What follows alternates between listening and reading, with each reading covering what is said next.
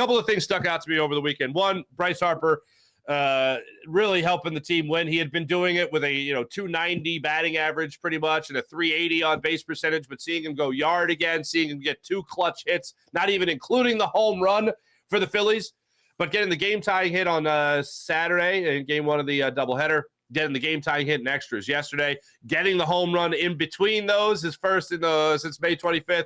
Seeing him get back on track is phenomenal and really drive the ball. Seeing Zach Wheeler with that start was phenomenal. Seeing the bullpen come in and really help you in this series was great as well. But seeing this team continue to fight, you always want to feel like, and I feel like in sports, we talk about this the most in football, you never feel like your team's out of it. You have a quarterback like Jalen Hurts, you never feel like your team's out of it. I got to feel like with this lineup, even on a day where the pitching isn't great, you got to feel like this lineup is always going to give you a chance to win. And look at a guy like JT Realmuto, for instance. This is a perfect example. JT Realmuto yesterday, his first 2 at-bats just missed home runs. Now, I'm not talking about they were just a foot short of the wall or whatever. The first one was pretty far out there. The second one, you could tell he was just under, I think, a hanging curveball, and he just got under it.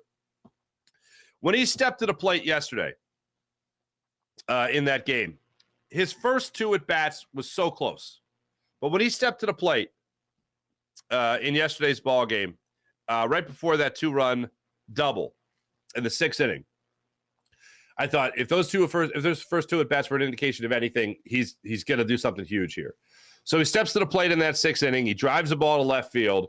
Bryce Harper comes around to score on that play. Trey Turner scores on that play. That was after Harper's double that put Turner on second, and they were laughing about it. But the Phillies at that point go up 4-3, and they take the lead on JT Realmuto's hit. JT Realmuto has had a lot of struggles this year. Talk about ebbs and flows. We went over the 10 game by 10 game analysis where he's not only the best catcher maybe defensively in baseball, but he's the best hitting catcher in baseball, and then he just shuts it down for like 30 days, and he comes back for 10 days and goes down for another 10, comes back for 15, and that's been the season. And you could say that almost about so many different players that there'll be ebbs and flows, but with JT Realmuto, you're used to a little bit more of a sustained success from a guy that's supposed to be BCB, best catcher in baseball. If he can come up with the clutch hits for you and just be a guy that maybe doesn't hit all the time, but when it matters, he's got runners in scoring position, he can drive them in, then all right, we'll rely on that for a guy that's majority a 5th hole or 6th hole hitter in this lineup. But seeing him come up with that big hit yesterday was a great thing. And then Bryson Stott's home run in the 5th inning yesterday, they got the Phillies on the board, made it a 3-1 ball game. Talk about smelling success. Like JT Realmuto in his first 2 at-bats, you could smell it. It's like there's a big hit coming from this guy. There's a big hit coming from this guy in this game.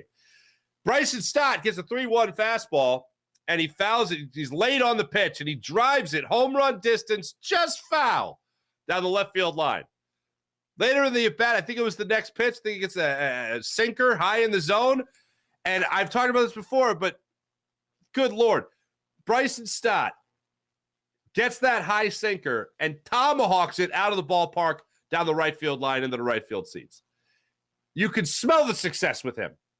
And he has just had for himself so far an incredible July. And I want to make sure I get you guys the numbers for him in July because we've talked about Kyle Schwarber in June. By the way, Kyle Schwarber is on pace right now for another 8 home run month. All right, another 8 home run month potentially for Kyle Schwarber. So we always talk about June Schwarber. Well, July Schwarber might be pretty damn good as well. On base percentage is not really there like it is in June so far. And the batting average is not really there so far either. But the power numbers in the instant offense could certainly be there. Bryson Stott on the season, 303 batting average, okay? In the month of July, Bryson Stott, 39 at-bats, 15 hits. I'll do the math for you, don't worry.